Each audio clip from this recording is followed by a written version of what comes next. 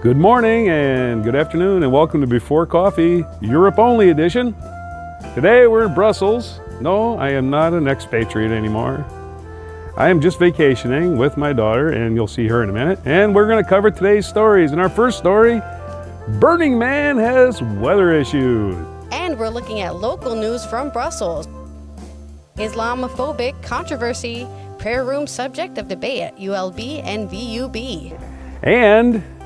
And we look at the Squeal of Fortune. Also, I'm going to cover this day in history this time because we're only doing less stories than we usually do because we're on holiday. Today, on September 4th, 2023 edition of Before Coffee.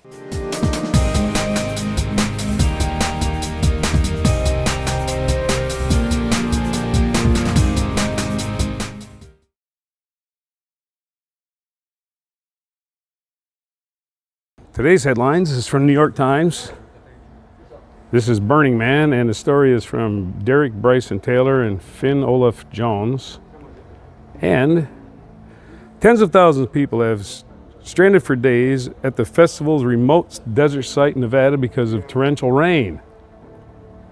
And scrolling. Clearing skies over western Nevada on Monday may permit the mass exodus of tens of thousands of people from the Burning Man Festival, where they have been stranded for days after torrential rain swept the event's remote desert location, organizers said.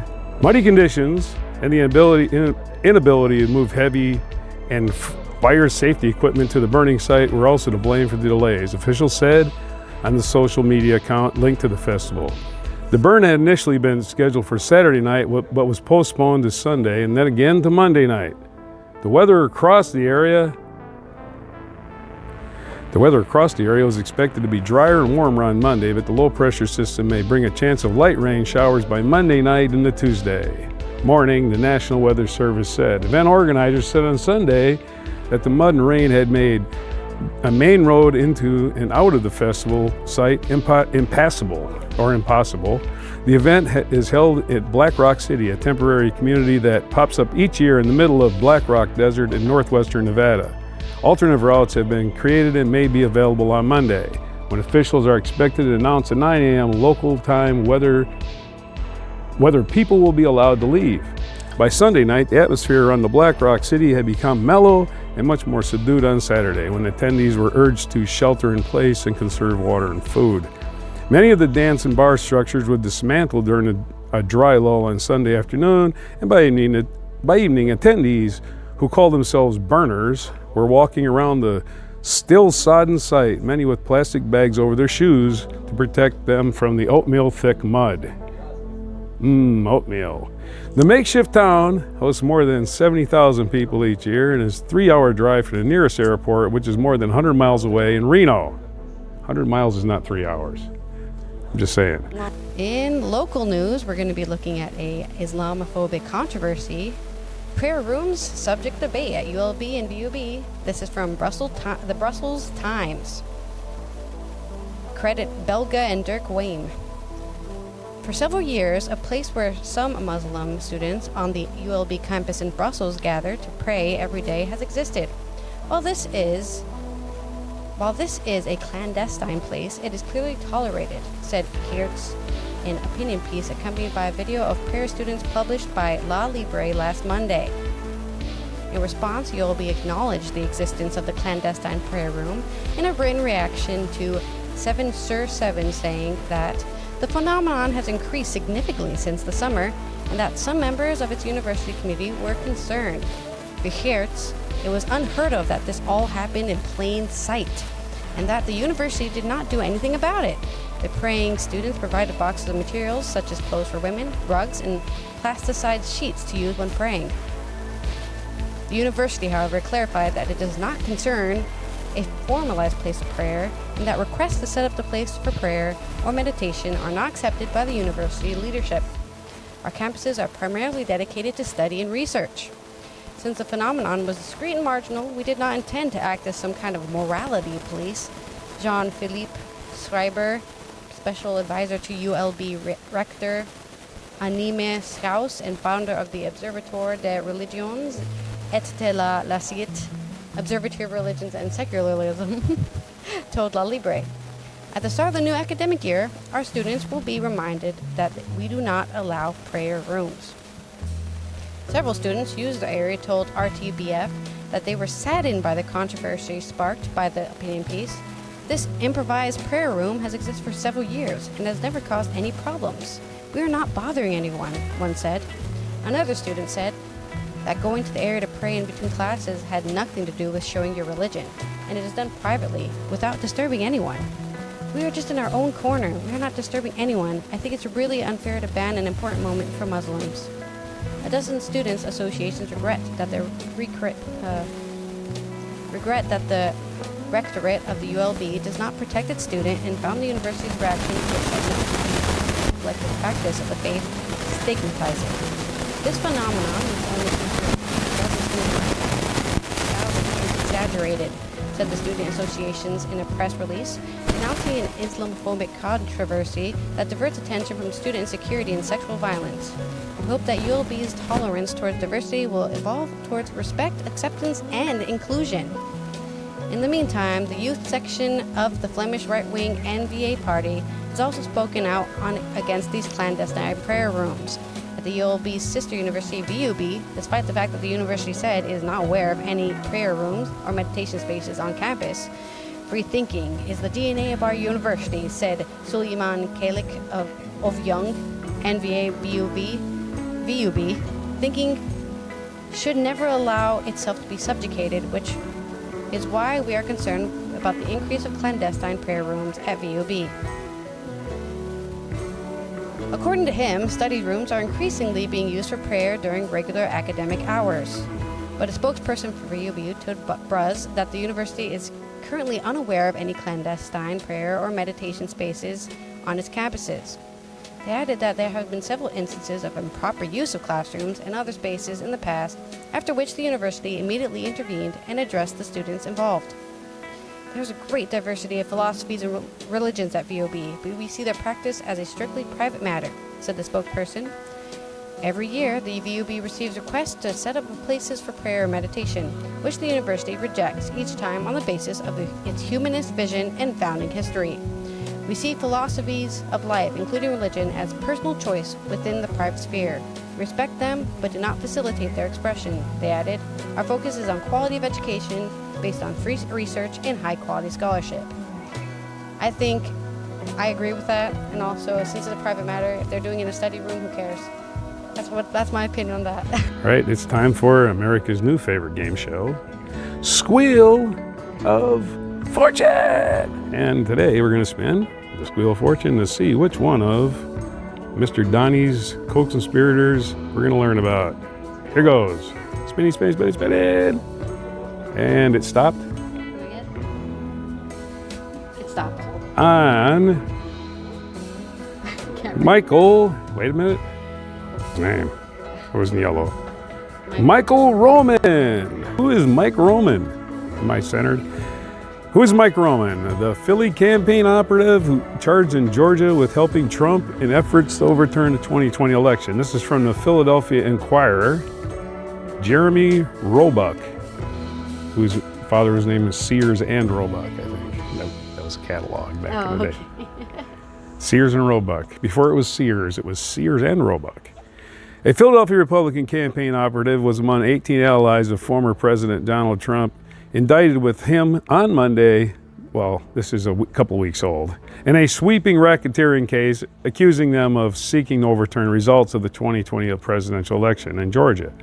Mike Roman, who was served as director of Election Day operations of Trump's 2020 re-election campaign, was charged by a state grand jury with 7 counts, including racketeering conspiracy to commit forgery, to impersonate a public officer, to commit false statements, and to file false documents. Roman's role as one of the chief implementers of Trump's plan to organize slates of so-called fake electors in battleground states has been well documented in investigations by federal authorities and congressional probes. But the Georgia case is the first time he has been charged with a crime in any of the indictments brought against the former president. Neither Roman, 51, nor his attorneys returned requests for a comment on the indictment Tuesday. Here's what to know about Roman and the charges that are now against him. Roman was the director of Election Day operations of former president's 2020 election campaign, according to communications that surfaced last year during the investigation by a congressional committee probing January 6, 2021 attack on the U.S. Capitol. He handled much of the legwork around organizing the 7 states of fake electors purporting to represent the electoral votes from battleground states, including Philadelphia. Roman is one of 18 allies in aides who Georgia prosecutors say participated in a conspiracy to undermine and overturn the state's 2020 presidential election results. According to the indictment, his efforts included working with other campaign officials to organize slates of so-called fake electors in Georgia and other battleground states that had been won by President Joe Biden. For instance, the indictment alleges that in November 2020, Roman urged other campaign officials to contact state legislators in Georgia to encourage them to unlawfully appoint Trump electors. He also organized speakers for a December 10, 2020 hearing before the Georgia House Committee to spread false information that the state's vote had been riddled with fraud, prosecutors said. They included a former election supervisor in Coffee County, Georgia, accused of helping Trump supporters access the county's voting machines. Roman allegedly also coordinated recruitment of Trump electors in Georgia and other states, working with others to collect their names and information on a spreadsheet, which he made Georgia to keep those false electors gathered in December 14, 2020, to falsely cast what they represent in the state's electoral votes. Raised in Kensington, Pennsylvania, Roman briefly left the city to attend the University of Miami, but he quickly returned after dropping out and found a career in politics. Yeah, college dropout.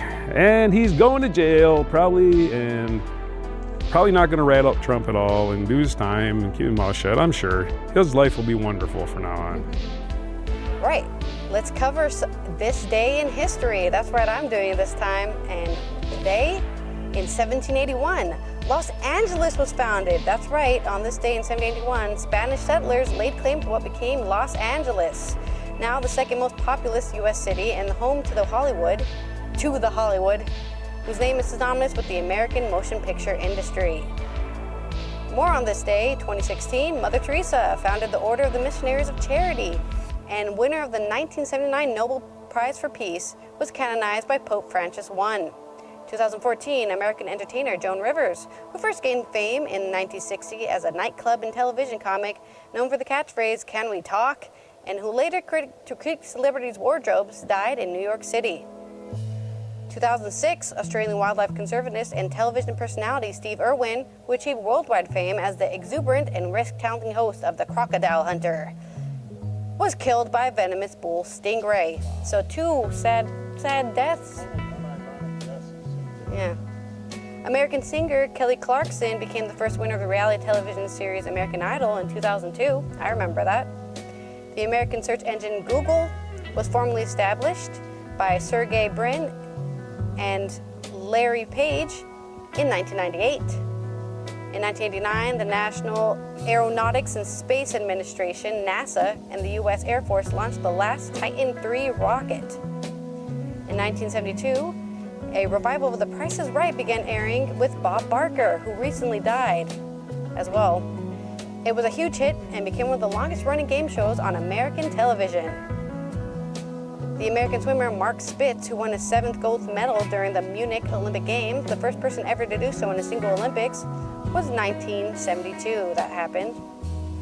In 1957, the Ford Motor Company introduced the Edsel automobile, which was perhaps the most notable failure. It completely failed. 1908, novelist and short story writer Richard Wright, among the first African-American writers to protest white treatment of blacks, was born. 1870, Napoleon III, who ruled France first as president in 1850 and 52, and then as emperor in 1852 to 70, was deposed and the Third Republic was proclaimed. John Hunt Morgan, the Confederate guerrilla leader of Morgan's Raiders, was killed by federal troops in 1864. That's right, you lost the war, and you lost your guerrilla raider. 1768, French author and diplomat François Auguste René Vicomte de Chateaubriand was one of the country's first romantic writers and France's preeminent literary figure in the early 19th century, and was born.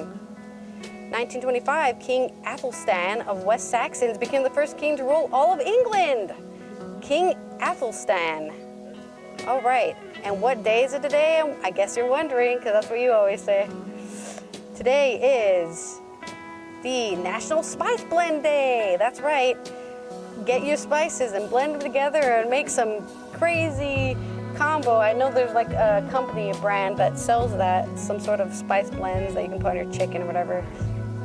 It's also National Macadamia Nut Day. That's right. Eat your macadamia nuts. You know what also is great today? National Newspaper Carrier Day. That's right, and you got a dog with a newspaper in its mouth, which is the opposite of what you think.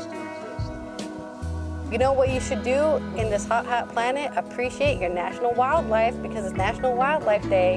And of course, for all the Americans out there, it is Labor Day. So everyone's getting that paid vacation time. Hell yeah. This has been Roger, temporarily vacation in this wonderful tropical paradise of Belgium. On this day. Yeah, I'll do that. That's it.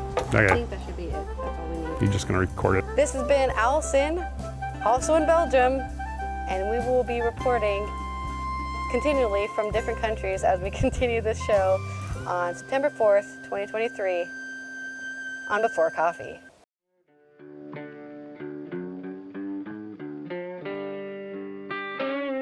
Be sure to hit the like, subscribe, and notify buttons, and follow our other channels, Toxic Alley, History of Gravy, and Scratchy Old Records.